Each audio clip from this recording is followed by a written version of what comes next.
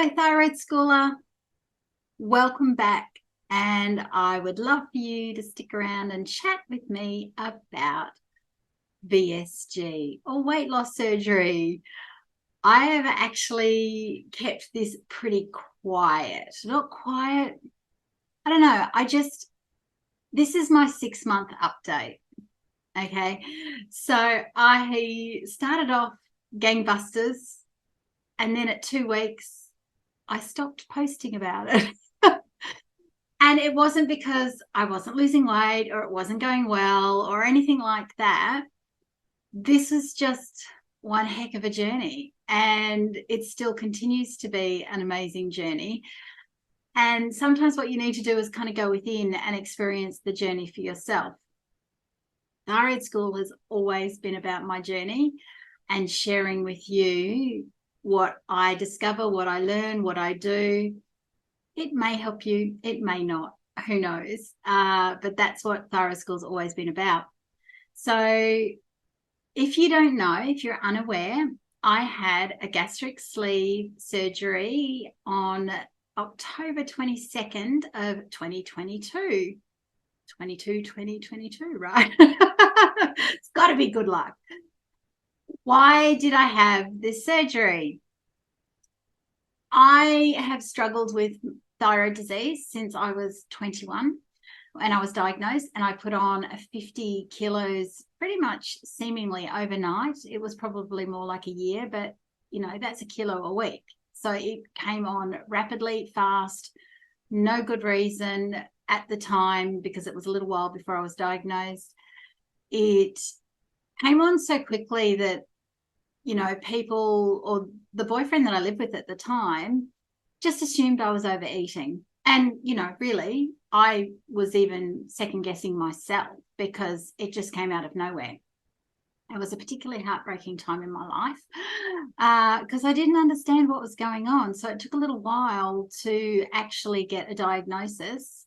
And the diagnosis came from a doctor who has Graves' disease. So that's why back then, so we're talking 30 plus years ago, because even now it's hard to get a diagnosis. Sometimes I hear from you all the time. So back then it was even less heard of, and I think she was like the 3rd or 4th doctor I went to about this before I got a diagnosis. So it was a tricky time in my life. So, but that's not what we're talking about here.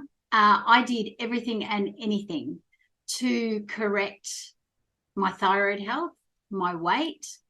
It was always about the weight, as many of you will understand. And I ended up at the age of 40 becoming a naturopath, a clinical nutritionist, and a herbalist to finally conquer what was going on. And because of those 4 years of study and, learning about myself, I reversed pretty much everything, a lot of things, right? I reversed my antibodies. I went into studies not even knowing that I had Hashimoto's, okay? So, because our doctors don't test for it. And so while I reversed a lot of things, I had some luck here and there with reducing weight, but then it would come back on again. And so I did this and it always had to be something pretty extreme, which was not sustainable. Like juice fasting, I think, was the thing that I lost the most amount of weight with, which was about 17 kilos, I think, at the time. But as soon as I started eating, even though I was eating very healthily, it came back on. So this was like a major struggle for me. But I kept going. I have a husband that loves me. I'm very lucky. I have a healthy son. I just kind of went, well, we'll just keep trying. We'll figure out at some point what is meant for me to help me lose the weight that I put on. Anywho, as friends around me and people around me started having weight loss surgery, I'd always said, no, that's not for me. I'll figure it out, because I'm pretty stubborn like that. I'm going to figure it out. And it got to a point that it was not even on my brainwave. not even a consideration. And then last year, I had a naturopathic client come to me and ask me to coach her through weight loss surgery. And I said, oh, I'm probably not the person for you because I know nothing about it. I've got a bit of a bias. I refuse to have it, all these things. And she was like, no, I really want you to coach me through it. And so I went, okay, I need time to research this and check it out, see what I come up with. So I went away, did some research, started digging into things. Now, in the last couple of years, probably 4 or 5 years ago, I discovered I also had lipedema. So we're not talking about lymphedema, we're talking about lipedema, which is a disease of the fat where it's kind of like you have leaky lymphatics and it's symmetrical and all over your body. And 11% of women have this. This was why I wasn't losing weight again, because at times of high hormonal periods in your life, so for me, when my thyroid went awry, the lipedema came in and caused a problem. So that was, I had discovered that was why I hadn't lost weight. But again, I was just like, I can find the answer. I can do this through food, through whatever, right? So doing this research, I started reading studies about thyroid disease and gastric sleeve surgery, gastric bypass surgery, all the weight loss surgery options. Then I started coming across studies on lipedema and weight loss surgery. And while I haven't figured it out, there's some kind of link with once they remove part of the stomach and the gut hormones, the leptin and the ghrelin, something happens with lipedema because lipedema has a missing peptide in the gut. I don't know what the peptide is. My surgeon actually knew about this. So, but I still don't really quite understand it. So all I can figure is that the ghrelin and the leptin must interplay with the peptide. And because the peptide's missing, you put on the weight. I don't know. However, it was like this light bulb moment of, wow, maybe this would work for me. And I've often said to people, what have you been doing up until now? Let's do the opposite. Do the opposite. Try it, because you are the person, you are the jigsaw, and only you can figure it out for yourself, right? So I couldn't get more opposite to my belief systems than actually having surgery myself. So I came out to my husband one day and said, I think I'm going to have weight loss surgery. And the look on his face was priceless. He was like, what? And I was like, no, I think I'm going to have this. And what's the worst that can happen? Well, there could be lots of things, but that was my thought process of like, I have done everything else. I've done all the health things. I've done the plant-based eating. I've done the, you name it. I've done the juice fasts. I've done the everything. Nothing budged the weight portion because of the lipedema. So I was like, no, that's it. I got a referral to a surgeon, picked the surgeon intuitively. This guy, I picked it because my husband also needed a hernia repair. So I just went, let's do this at the same time kind of thing. So he wasn't specifically a weight loss surgeon, like he doesn't promote himself as a weight loss surgeon, but he is a weight loss surgeon.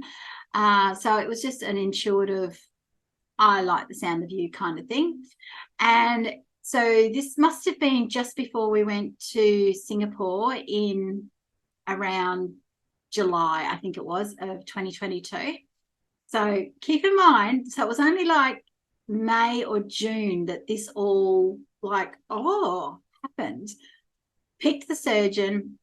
We had an appointment with the surgeon for when we returned from Singapore because we were spending time in Perth. So I booked the appointment for when we got in the week following. So when we flew to Singapore, I won't say the airline, however, for the first time ever, and we'd never flown this airline before, and I had flown last year, so this was unusual, but it shouldn't be. It's many people's experiences. For the first time ever, I couldn't do up the seatbelt.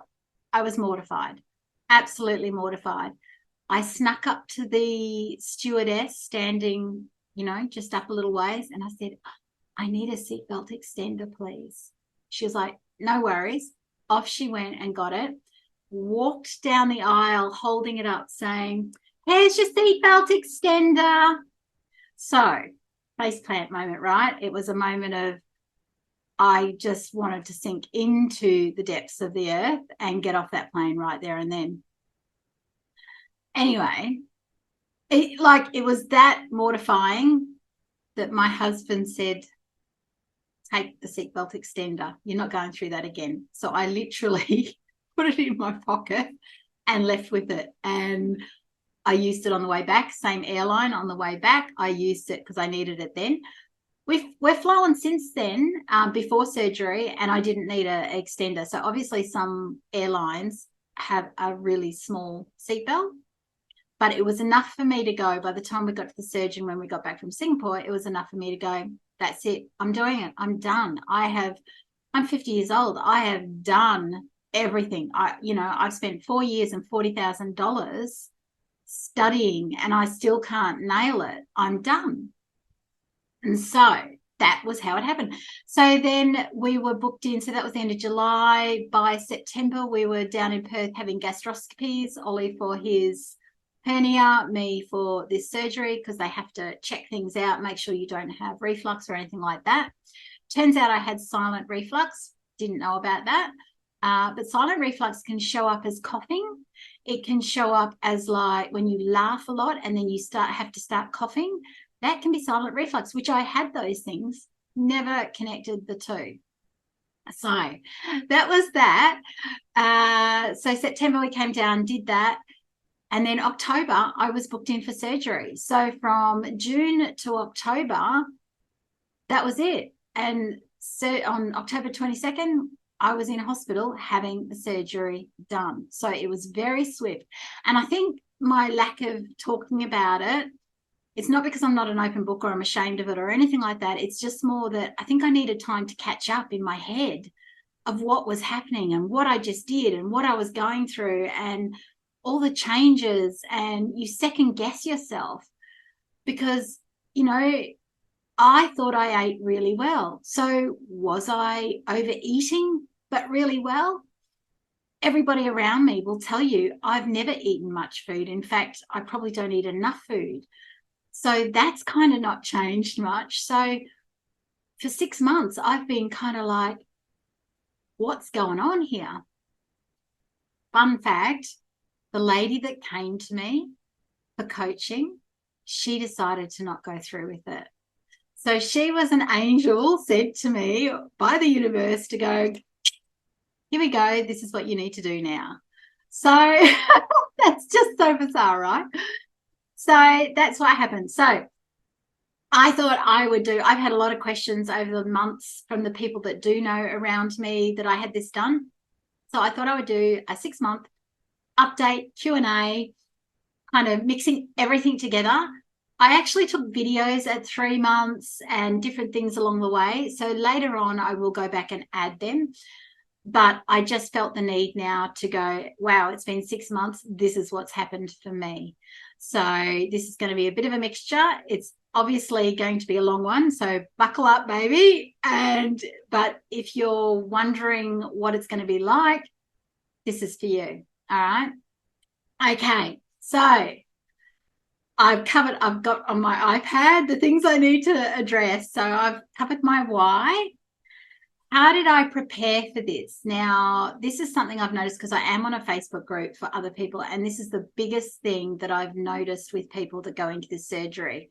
They don't do the inner work. Now, I talk about the inner work on Thyroid School all the time now because it is more important than the food aspect. And I don't say that lightly.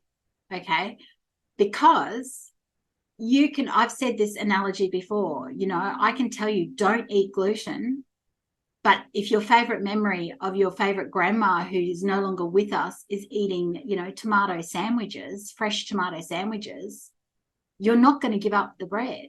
You're not going to give up that memory that you're attached to.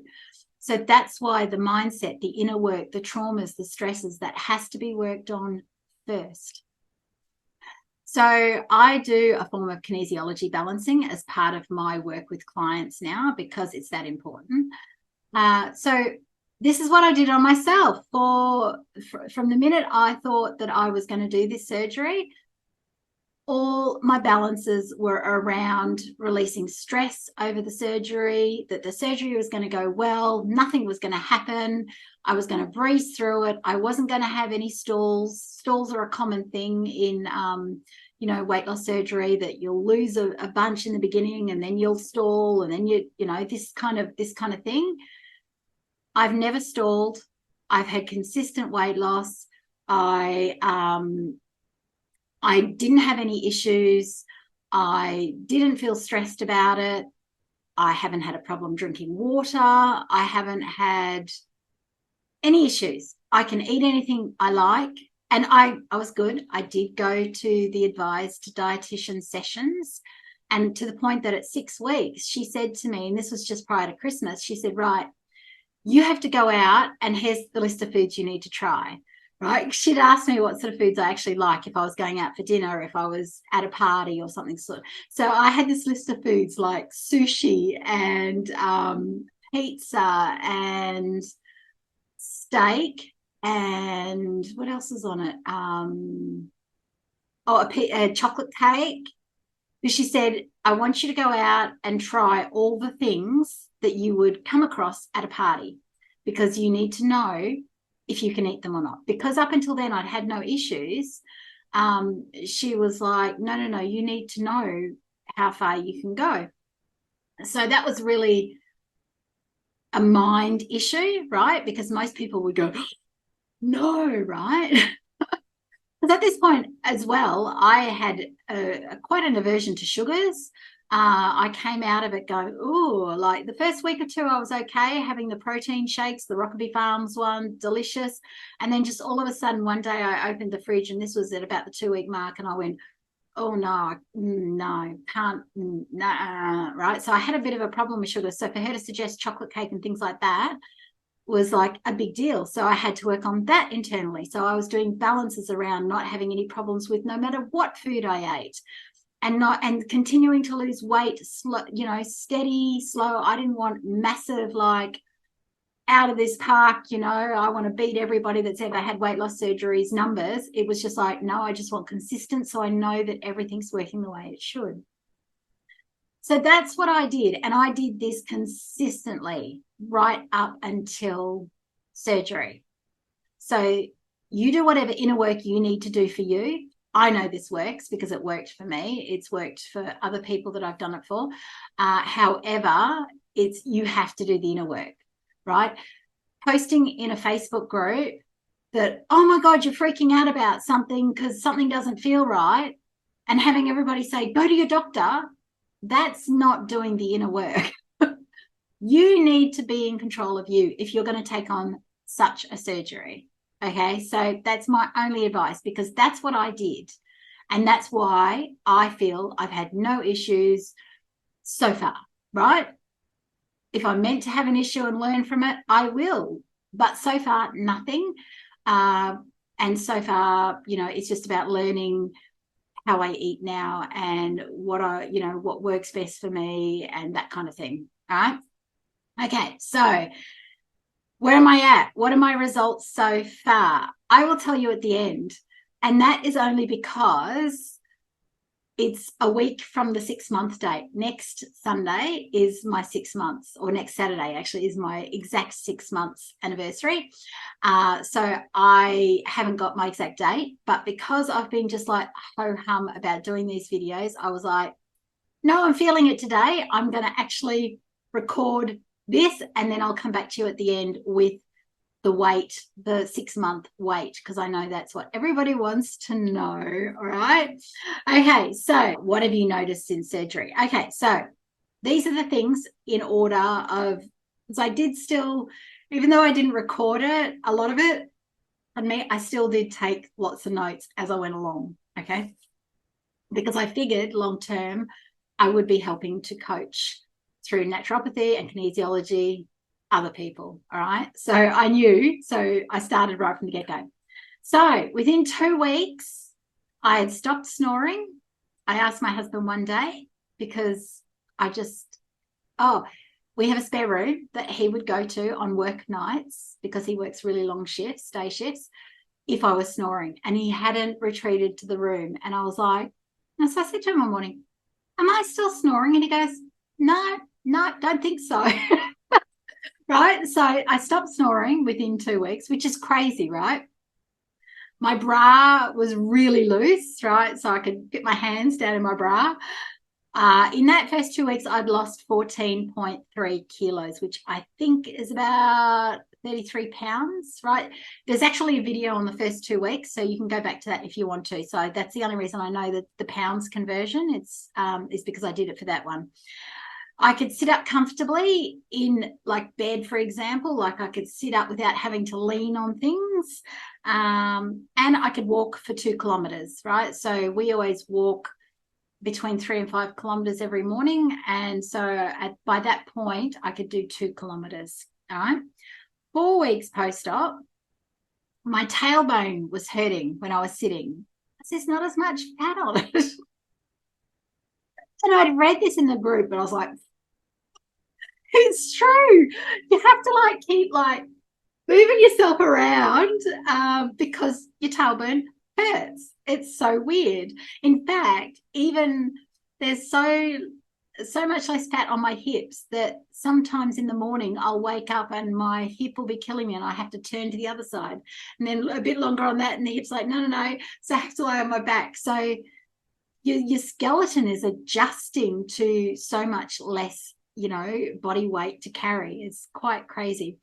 So pants that fit last week are too loose now. So that was insane.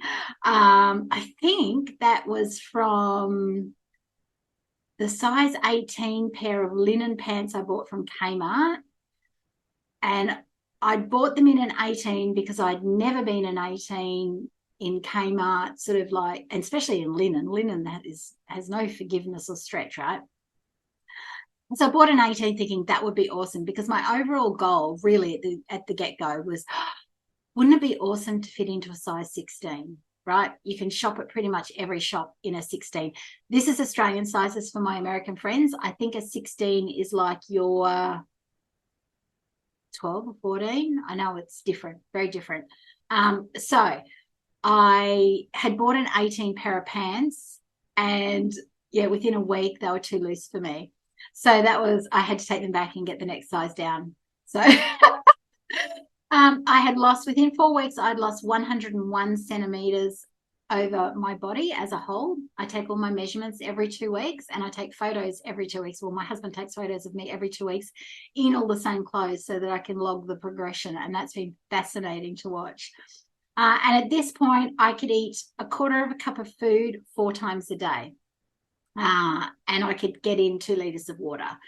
And it didn't matter what I ate, my weight just kept steadily dropping. The naturopath in me, bless her, kept trying, but what if I have my purple porridge that I used to eat? What if I have just meat? And what if I have... Nothing changed it. It just kept steadily going down. So it was a good moment for me to go, let it go. It doesn't matter when it comes to your weight. It's going to keep going. All right. So, and I'll talk about the water later because I had a question about the water and eating and drinking, and I'll tell you what I've come to now. So week 5, I started craving dill pickles, and I'd read this in the group as well. And I have always liked pickles, that has never been an issue. I wasn't one to pick pickles off a burger. But I didn't go out and buy them. I went out and bought them, both in the slices and the little whole baby version. I had no idea why. And then there were some days that I really wanted 1 or 2 or 3, and other days that I didn't. I've only just found out that pickles are one of our best sources of electrolytes. And of course, when you're dumping lots of water and fluid and things like that, electrolytes can become unbalanced. So when I have my blood tests, they're always checked. But that's why you crave pickles. You need the electrolytes, okay? So week 5, I still didn't like sugary things. I noticed I wasn't getting up to pee at night. I'm 52. So peeing at night was becoming a thing, right? It had stopped. I go to sleep. I wake up. I go to the toilet. It was like insane, insane. And that will be my insulin response and my kidneys evening out and everything sort of settling down, right? Okay, here's a strange one. We've got a little ledge in our shower to put your foot on to shave your legs, right? It's part of the molded insert of the shower. And after my double knee replacement 2 years ago, I would put one leg up, I would shave quickly, but when I put it down, it would be like putting that extra pressure on the other knee. It would just feel weird. There would be this kind of, it would take a second or two to stand on both legs, and then I could do the other one, right? And so in week 5, I noticed suddenly I put my leg up, put my leg down, put the next leg up, and went, oh, I didn't have to wait for a second, right, for them to kind of stabilize. So that was weird. Week 7. Okay, this is a weird one. I was driving along in the car during my husband's work week. He works week on, week off. He has a work car. All right. So, and the other week we have one car. We've never had 2 cars off. Very rarely have we had 2 cars because we don't need them. So I was driving along in our car. It was a work week. So Ollie was at work. Just went, Ollie's changed all the mirrors. And so I had to readjust all the mirrors. They were just, I couldn't see in them any longer. It took me a while to figure out, in fact, probably another hour or 2 to figure out that I'd lost so much weight on my butt that I was sitting lower in the chair and I had to adjust the mirrors. That was so funny. Because I was blaming him, and then suddenly like common sense told me that, oh, hang on, he's got his work car this week. He hasn't been in the car. And most of the time I do the driving anyway around town. So it was just this, oh, I'm lower in the car now. So very strange. That was the weirdest non-scale victory, NSV, if you're unaware of that terminology, I've ever had. So, and it continues to be, right? At this point, also, I could cross my legs like a lady. I sat on the couch one day, crossed my legs without thinking about it. And the non-scale victories, they happen without you thinking about it, right? They just like, and then you suddenly go, okay, so crossing my legs like a lady was one of them. And I sat on the couch. I was watching TV, and then I looked down at my legs and went, as I do, all right? So that was week 7. So later on, and in the last probably, month or 2, so I'm coming up to 6 months. So what's that, 26 weeks? So the other thing I noticed, actually, this was recently, we were at the shops and somebody had parked really close to us. And I opened the door and I got in. And as I got in, I said to husband, as he got in, you know what? If somebody used to park close to me, I would freak out that I wouldn't be able to get in the car. In fact, there have been times where I've gone, oh, I'm just going back into the shops, and I'll wait till that car's gone, because I knew I wouldn't be able to squeeze in and get in the car. And so this was literally a week or 2 ago, and I went, oh, I could only open it this much, but it was fine. I knew I'd get in. So that peace of mind, that it's all these little stresses when you're overweight that build up and that contribute to bad and crappy days. Your kid might do something pretty minor that sets you off, but you've had a day of not being able to get into your car at the supermarket, and like all these things, just one after the other, and then bang, you just lose it because you've just had a day of feeling crappy. So that was massive. Okay, I can paint my own toenails now. I used to pay a fortune to go and have my toenails painted.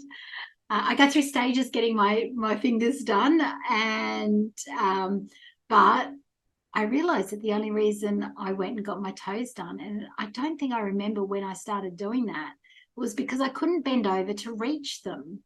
Or I could reach the big one, but not the little ones, or not the the opposite side one. So I can do that now. And the reason I figured that out is, so my poor nail salon has lost my business now. Anywho, is because I bent down to undo my shoelaces after our walk. That sounds weird, I know. My husband always undoes his shoelaces to take off his shoes. And I've always just picked them off. And then the next day I'll pick them up and undo the shoelaces. It didn't occur to me that the reason I did it that way, I just thought he was a bit anal about it. I just thought, right? It wasn't. It was because I couldn't bend down. I could, but it was hard work. I was out of breath. It would cause a problem undoing those shoelaces. So this one day I bent down to undo my shoelaces for whatever reason without thinking. And that's when I figured it out. And that's when I went, I can probably paint my nails now. So again, that was another moment of, all these things, right? So these non-scale victories probably mean more to somebody after weight loss surgery than the actual number on the scales, to be truly honest, because these are the things that make our everyday life easier. Did I get hair fall? Yes, not much. And I think that's because in the first few months, everybody was protein. And I was balance, right? So I was watching a YouTube video on, I remember her name now, but her business, her YouTube channel was about hair. And so she had surgery. And so the research she'd done was that also when you do a ketogenic diet, you lose hair. So she put 2 and 2 together and went, keep the carbs in. You may take longer to get there, but she needed to hold on to her hair for her business. And she did. So I'm not sure when I saw that, but it was along the lines of what I was thinking anyway. Because I had never done a ketogenic diet before that, I'd always learned that it was hard on the thyroid, so I'd always avoided it. So it wasn't something I was doing anyway. So I did notice more. I would see it around the house, but not like, oh my God, not like it was falling out in clumps. But the other thing I did, which there's another video on this because this was before surgery, knowing that I was going into surgery, I stopped dyeing my hair. Even though I'd been using organic hair color for 5 years, I decided any way that I could help my hair, I would. And I was just getting sick of every 3 to 4 weeks needing to get my roots touched up, right? So you can see, this way. So you can see, so it looks like sometimes, I know it sometimes looks like, she's lost all her hair, but actually it's growing back. Look at this. But this is growing back from when I actually stopped dyeing it. So what I did, this is my natural hair color, and you can see at the back, I'm actually still dark, right? And so what I did was I went and had foils put in my hair, which my hair does not appreciate foils. I've done it twice in my life, and my hair goes really dry, which is why it still looks dry. I actually use doTERRA root to tip serum on repeat constantly because it's so dry.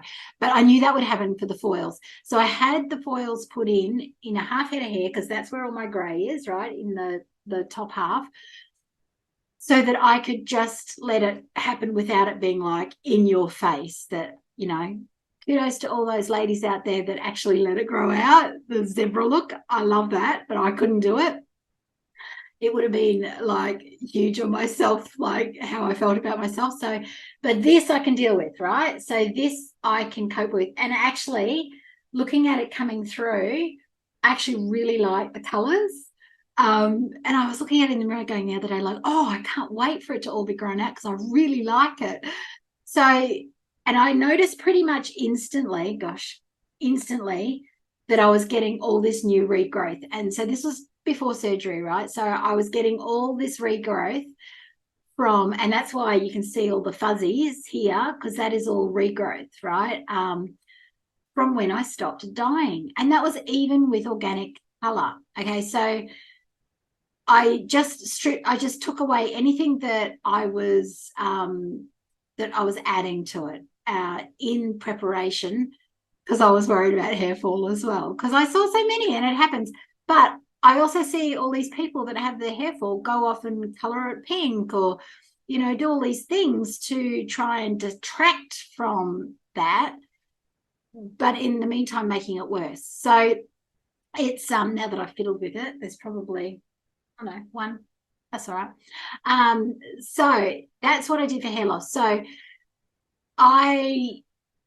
what you do is you do you, right? But I was ready at 52. I was ready to stop spending money on the organic hair color.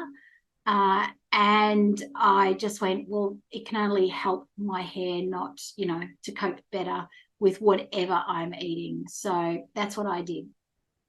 You do you, right? So let's tick on that one off. Okay. How do I navigate drinking and eating now? Okay, at 6 months, I can eat anything. There is nothing I've come across so far that I have had an aversion to, apart from too much sugar. It's just I'm having sugar now, but when I have sugar, it's like legit sugar. It's not sugar in my coffee. It's not you know, artificial sweeteners. They'll kill your thyroid before anything else will. It is like, oh, you know, a bit of Easter egg, or it's a cupcake, or, you know, like, and it's pretty far, you know, it's not often. But what I've discovered is there is nothing that I can't eat. Okay, so luck, maybe. Kinesiology balances, I believe so. That's just my thought, right? Okay, so I had this amazing mentor tell me, she'd had a gastric bypass, and she told me how to navigate eating and drinking, and it's what I do now. So it's really not a problem when you're home. Okay, when I'm home, I don't actually start eating until I have drunk all my water, because I don't have a problem drinking water. I don't need cordial or any of those sorts of things. I think that's a mindset thing. I think that's a fear thing. I don't know. That's just my opinion, right? Because I, right from the get-go, didn't have a problem with water. Water's always been a struggle for me, but as a thyroid person, you need water for your thyroid pathway. But I've discovered now that once I start eating, I just don't want to drink. There's just like, I don't know, I just don't want to drink once I've started eating. So I just fell across this one day, because quite often, because how I work with my clients is, if I'm doing energy balances for them, I do all my client balances in the morning, right? So, and then I do the callbacks in the afternoon to tell them what came up. So in the morning, because I'm doing all the balances, I'm here in my office with my iPad doing the balances on people, the energetic work. It actually suits me to just drink water during this time. And so for a few hours, all I do is drink water. For me, it needs to be warm water. I can drink cold water, no problem. I can drink room temperature water, but I prefer to get the most amount in, almost hot water. So it's almost like a cup of tea that's just right to drink, right? So now what I do is I don't start eating until I've gotten in at least 1.5 liters. So later on, I may drink more in between. I may not. It doesn't matter, because I know I've gotten it in to start with. When you're going out, here's what my mentor told me. She said, if you're going out with friends that know you very well, and that, you know, and you're there for hours, I don't go out very often, but when I go out with my buddy and we have, and we go out for our breakfast, it's easy. We order the coffee first. It's probably the only time I drink coffee. Very sporadically do I drink coffee now. So we'll order the coffee first. We'll chitter-chatter, probably an hour later, which is quite easy. Then we'll order breakfast. I always order a breakfast burrito which has got everything in it: bacon, eggs, hash brown, spinach, whatever, right?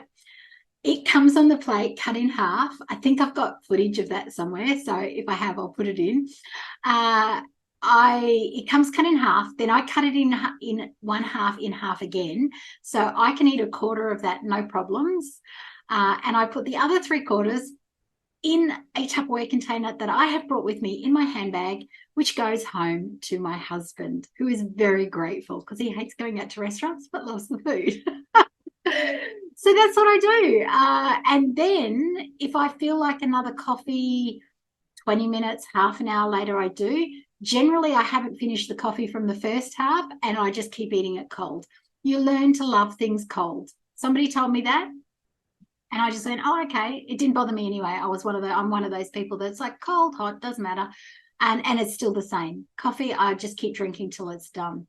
All right. So when you go out, if you're going to have a cocktail and hors d'oeuvres, have the cocktail first or have something before you leave. So there's something on your stomach.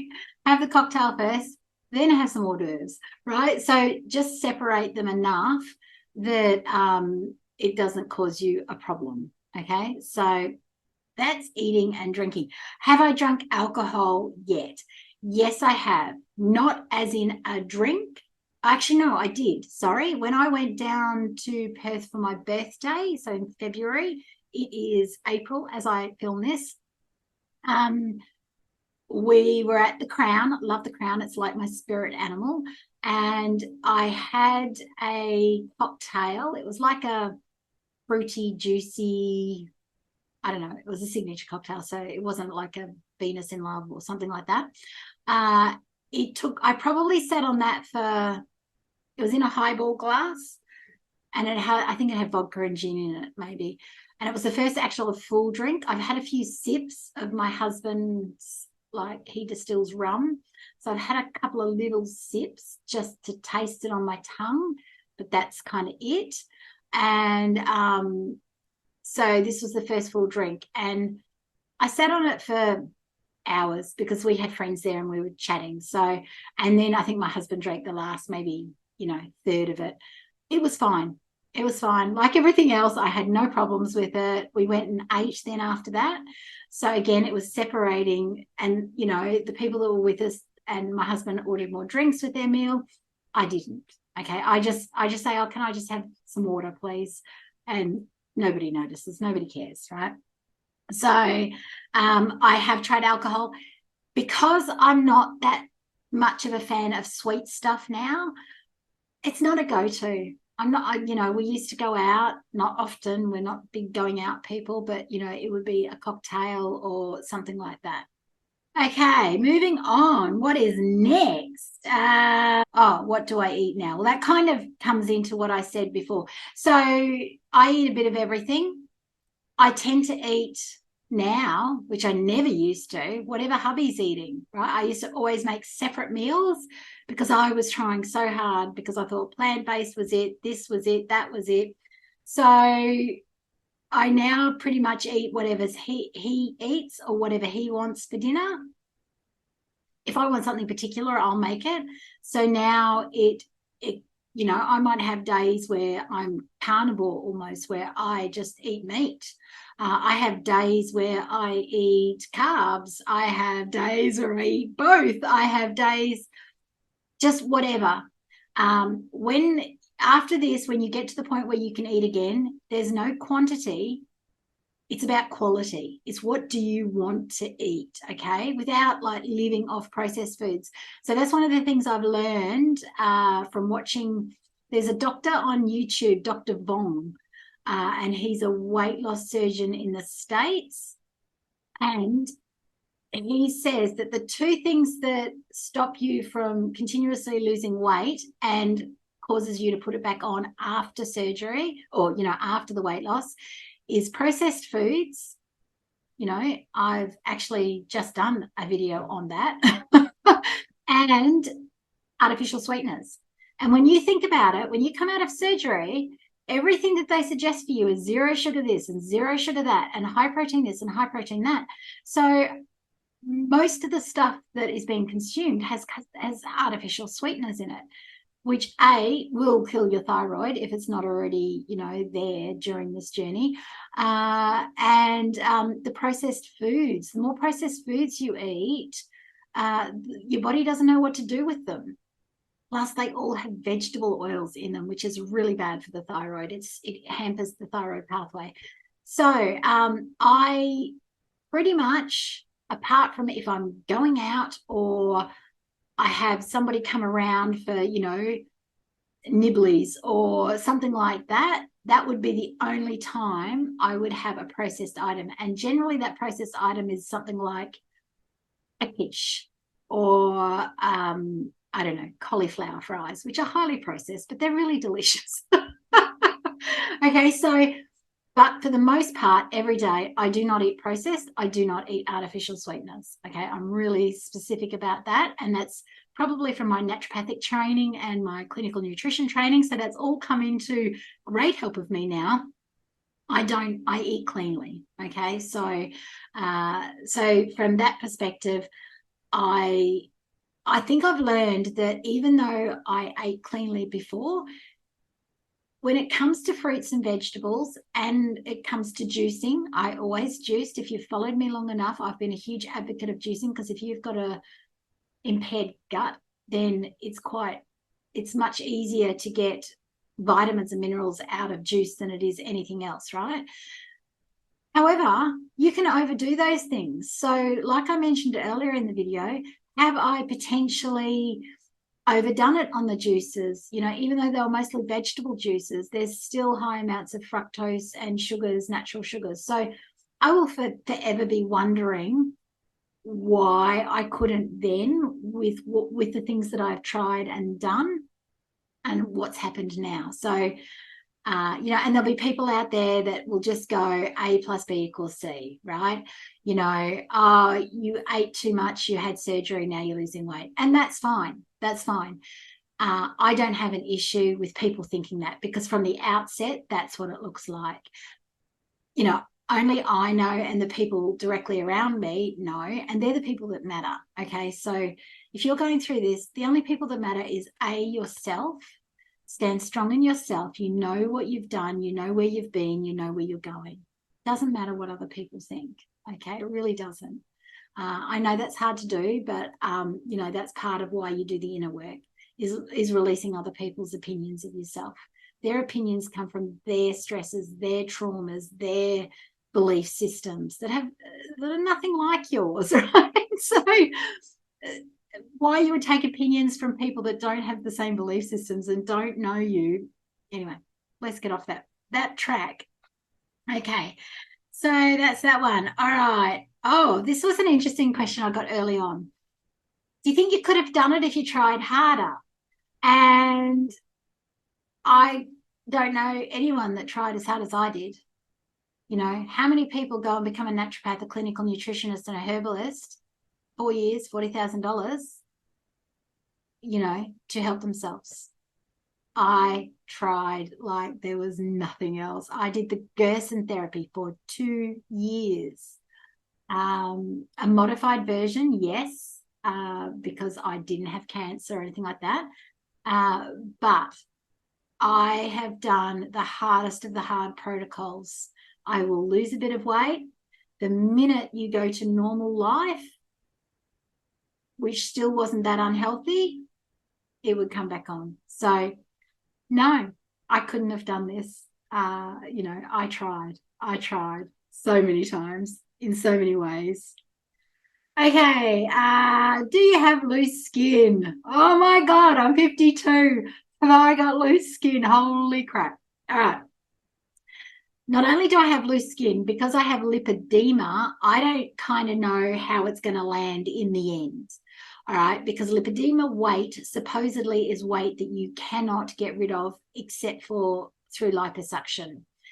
Now, I have got a video down somewhere on lipedema specifically. So if you think you potentially could be one of those 11% of women, that's a high percentage that has lipedema. There's very specific signs of it. Then go check out that video. I'll put the link in the description box so that you can find it, because it just made me go, oh, there's nothing wrong with me, right? There was physically something wrong with me, but it wasn't something I was doing to myself on purpose, right? Which, peace, remember, it's all about you feeling at peace with yourself. Okay, so 11% of women have it. It's generally in the tummy, hips and thighs and down into the calf muscles. These are women who can never wear boots because your calf muscles have always been too big. Even at puberty, you're usually born with this, okay, but it doesn't come into play until puberty, until high hormonal times. So they you can't wear boots, and it always looks like you've got a tight rubber band wrapped around your ankle, and then the fat kind of stops there. All right, so if they sound like you, please watch the lipedema video, all right, and just look further into it, and hopefully gives you peace of mind of understanding what's going on. So because of that lipedema, 30% of those lipedema women will get it in the upper arms as well. I'm one of those, all right. All right, so when we talk about loose skin, I'm about to share with you the things I do. My upper arms at this point, so I'm 6 months. I still have not lost all the weight to get to a point of a healthy BMI. And I don't know if I'll get there, right? Because of the lipedema, because of I'm 52. I don't know. I don't know where we're going to get. My surgeon did not give me a goal weight. I told him I weighed 65 kilos before my thyroid went at 21. That's all I've got to compare it to. Whether I get there, I'm doubting it. But my only goal was to get to a size 16 so that I could fit into any shop's clothes. And I have blown past that. I am now a size 14. Straight. Lipedema is usually always also the top half will be, a size or 2 or 3 smaller than the bottoms. Always. For the first time in my life, which plays back into how lipedema and the peptide in the stomach, I don't know. For the first time in my life, I am the same size on top than I am on bottom. I am wearing size 14 bra and a size 14 knickers as we speak. My pajamas, 14. Go figure, right? So that's quite insane from that perspective. So loose skin. I'm trying to avoid it, right? I'm just going to show you my upper arms, and I'll probably put a picture up here somewhere so that you can see my legs, because they're particularly, my tummy at the moment still looks like it's just got a lot of fat on it. It doesn't, although I can tell it's like I can pick it up and down, it doesn't kind of just look saggy. But my thighs and upper arms, ready? Are we ready? Okay, right. So you can see if I go like this, that it's starting, the loose skin is starting to come in. All right. And you'll see when I go like this, that my actual arm, when you don't see the fat, is actually getting quite skinny, right? Which I never thought I would say about arms. But so that is not loose skin, that is still fat, but it's the lipedema fat that has seeped through my lymphatic veins and into my interstitial tissue, right? So that's another sign of lipedema, of having, fairly normal forearms, but it kind of just stops at the upper. See how it stops at the elbow? It just kind of stops there. That's a kind of a lipedema. Same with the neck. So now that we've got, so what am I going to do about it? Yes, I will have surgery.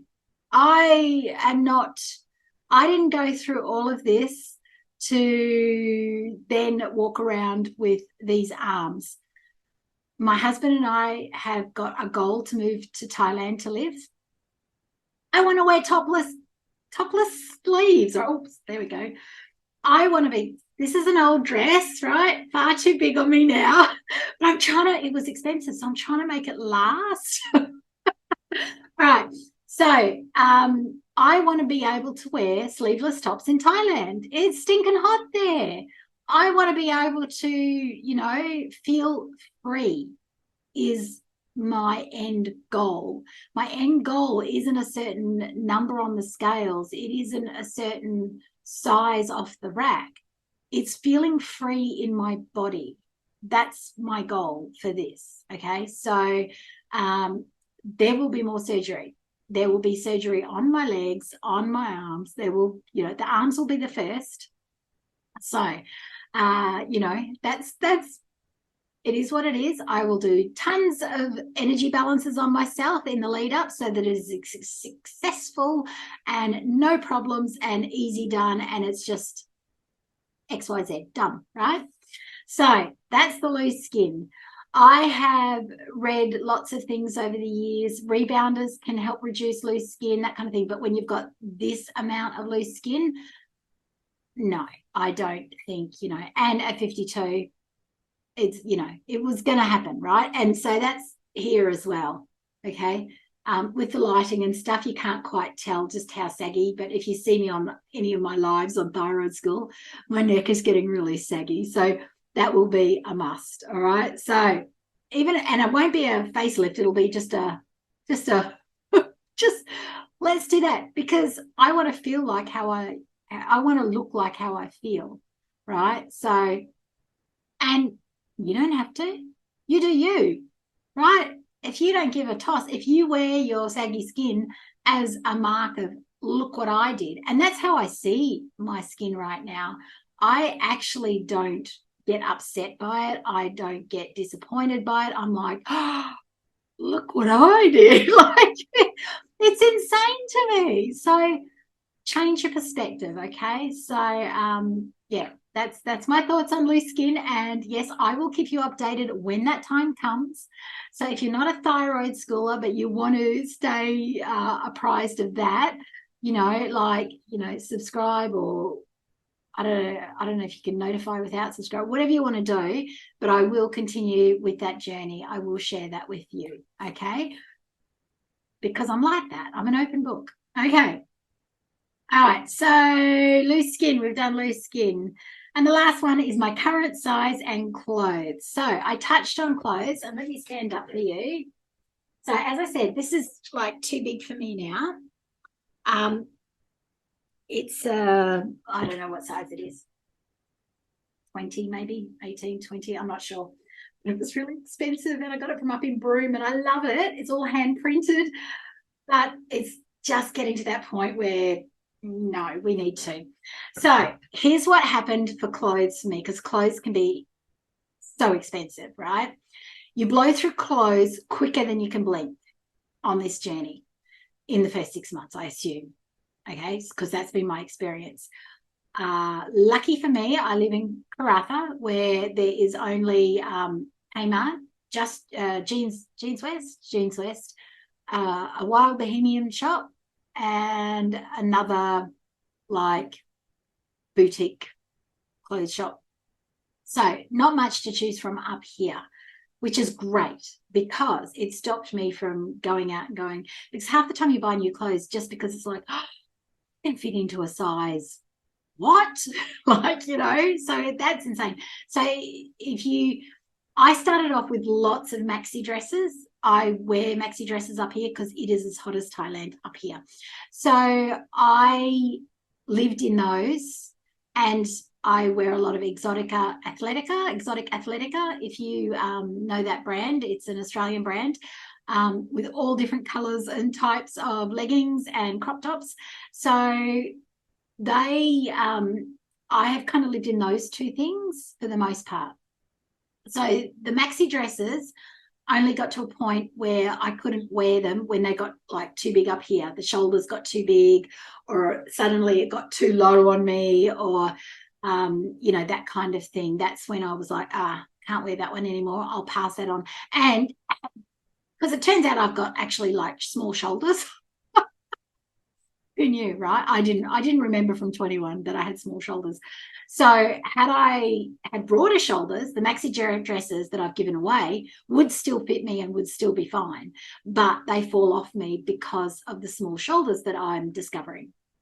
So if you can live in maxi dresses, moo-moos for the boys, if you're a Simpsons fan, caftans, that kind of thing. It will save you a fortune. Even though I was a size pretty much 24, 26 at Kmart, I was wearing size 18 knickers from Target because they were really, really stretchy, right? So I only just replaced them like 2 weeks ago for a whole bunch of size 14 bamboo knickers from Kmart, which will see me through hopefully another few sizes. I had to sadly throw away all my lacy French knickers and all the expensive things I owned. Sad, but exciting at the same time. So I had this huge chuck out. Bras. If you are in Australia, we have a company called Bras and Things. They are truly amazing. They have a perfect fit guarantee. At the time of filming this, right? It may change, but anywho, even if you've had weight loss surgery, and I read this in the group that I was in and went, no way. So when I was down at Perth in February, I went into one and I said, look, I've had weight loss surgery. I am losing weight. I have heard that if my bras are too big for me in 6 months, 12 months time, you will replace them for free with the appropriate size bra. And she said, yep. And I went, what? She said, yep, perfect fit guarantee. And I said, 12 months. She said, 2 years. She said, if it doesn't fit you any longer, you come in and we will swap it. I said, even though I've had weight loss surgery? She said, yes. So insane. So all of my Australian ladies, go to Bras and Things. Okay. What they do is they put your name in their database, right? So you become a member or whatever, but it also shows your purchases. So you don't have to remember that, your receipts and all that kind of stuff, because I'll come back and they'll go, oh yeah, you bought this here, right? And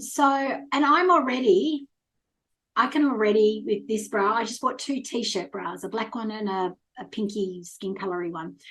And because I thought, well, there's no point in buying anything pretty, anything amazing until I've stabilized at whatever that's going to be. And even then, probably not until after plastic surgery, because then that'll change too, right? Because I'm a mother. I did breastfeed. We're flat, right? We are really flat. So I probably won't get great, reinvest in really amazing underwear, and I'll probably do it from Bras and Things now until after all that's done. So, and this was only February, so we're in April, and so already I know I could go down a cup size in what was purchased. So when it comes to your, clothes, also I did a swap with another lady who had put on a bit of weight. And, so I did a swap with my clothes, and she has bigger shoulders, so she could carry the maxi dresses, no problems, whereas I couldn't any longer, right? So I've been doing swaps. She gave me her skinnier clothes, so there'll be people around you. Just try not to spend a fortune to start with, because you don't know where you're going to land. And, secondhand stores, Kmart's, which is probably like Walmart's in the States, those sorts of places. You do get to a point though that you want to buy the slimmer fitting things, because you get sick of wearing the big baggy things, because now suddenly you've got something that is worth seeing. And on that note, sorry, this is probably going so long, but anyway, when people that you see every day don't notice your weight loss, and you're getting a little bit like, I've lost 5 kilos or 10 kilos or 20 pounds since I last saw you, why haven't you noticed? Often it's because we're wearing the same clothes, and we're wearing big baggy clothes. So there's no, oh, what are you wearing, right? So my bestie up here, she's like, get the smaller size, because that's when people go, holy crap, right? And congratulate you for the work you've put in, because the people close to us will do that. They will, I promise.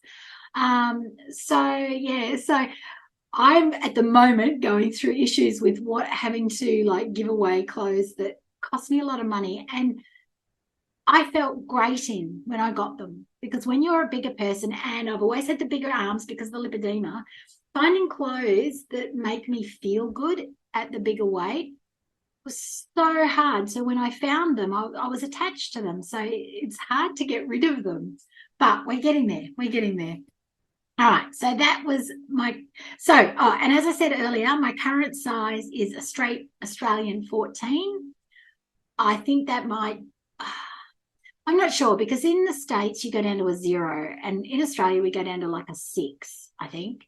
I think maybe I've seen a 4 once, but not in our mainstream stores. It's 6. So whatever that is. So I am now in a 14 straight. Again, that's insane to me that I'm the same size up top that I am down the bottom because lipedema. So that's where I am at. Let me make sure I have covered everything. Yes, I have. So the only thing I haven't told you is how much weight I've lost.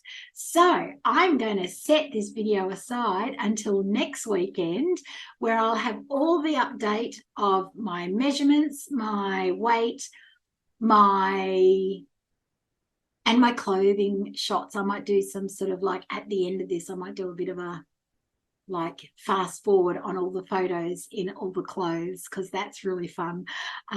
We'll see. So while it's a week for me, it'll be snap of a fingers for you. So ready? And we're back. Okay.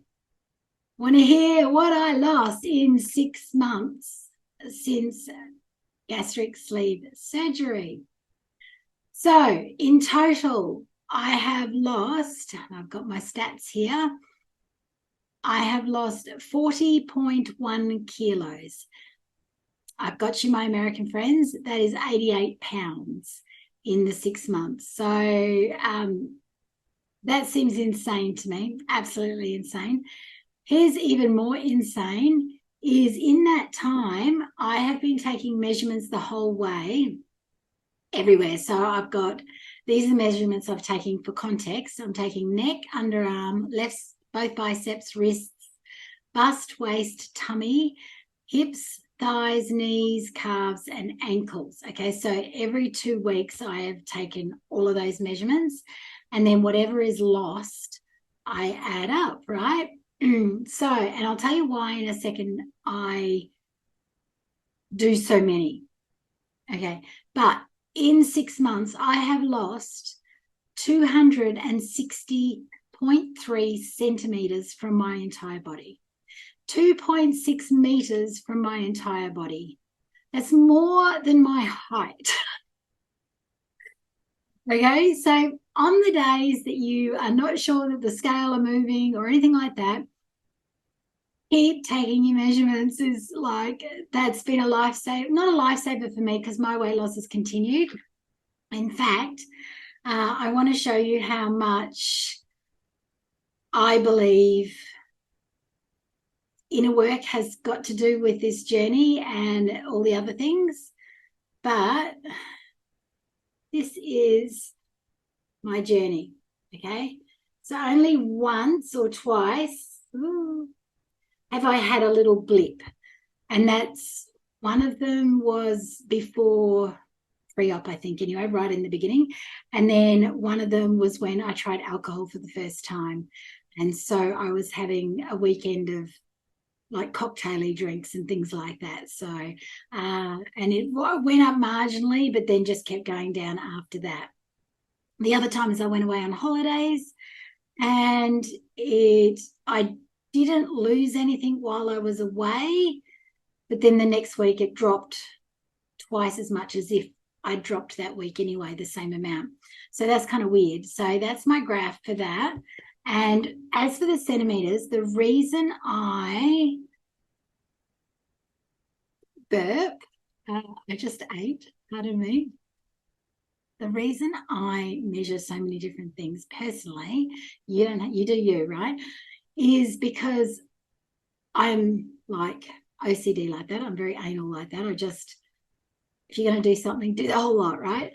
So that's why it started. But as time went by, I was startlingly like gobsmacked by the fact that sorry, I'm looking at my measurements on this screen. So I was astounded by the fact that some weeks I would lose 10 centimeters, not weeks, but 5 centimeters off my thighs, nothing off my tummy. You know, I would lose, I've got lipedema, so my knees are maybe always going to look like they belong to an overweight person, no matter how skinny I get. I'm not sure. We'll find out when we get there, I guess. But my knees would lose measurements, but my tummy or my bust or my waist would, you know, hips wouldn't. So some weeks it was my biceps. I'd lose 4 or 5 centimeters off my biceps and nothing anywhere else. It moved around. So I think that after a while I was like, oh, I'm so glad I cover so many different measurements. Is it a thing? Oh, wow, is it a thing? Every second Sunday morning is my husband's day off. It's weigh-in day. It's measurement taking day. It's photo taking day, because at the end I'm going to give you a slideshow of all the clothes that I have been trying on every 2 weeks, taking a photo, or hubby taking a photo of me. So it's like a half a day project doing all of this, but I figure I only want to do this once. So after a while, taking the measurements I was so grateful I started that, because where I felt like nothing was happening much, I could see, oh, wow, but my knees went down. How is that possible? I've got lipedema. I don't understand, right? So it was a godsend in the end, and will continue to be. And now that I'm 6 months in, I will continue to do the measurement, the weighing, and the photos for another 6 months. I, you know, straight up I went, okay, we're doing this for a year then. All right. So hubby's down for it, so we're doing it. So I will continue to do that. The other thing is, now all the clothes that were small on me are now too big for me, and I'm having to find new clothes now to try on that are too tight for me to get down to. So it's like the photos don't show. At first I tried to keep taking photos in the bigger clothes as they got bigger, but some of them just didn't show in the photos that they were just that much bigger. So I then had to swap and put in a few new things. So that's where I'm at. So that's me for 6 months. So if you made it this far, yay you. And if you are considering weight loss surgery, if you have thyroid disease, if you have lipedema, any of those things, please consider subscribing and joining the Thyroid School family. I would love to have you around, and I'd love to have you contribute to the conversation that is all the things that's wrapped up with thyroid disease. So I wouldn't have had this without it. I wouldn't have had the surgery without that. So yeah, so that's where we're at. Okay, that's the end of this video. So I hope everybody's doing well, and I will see you all on the next video. Bye.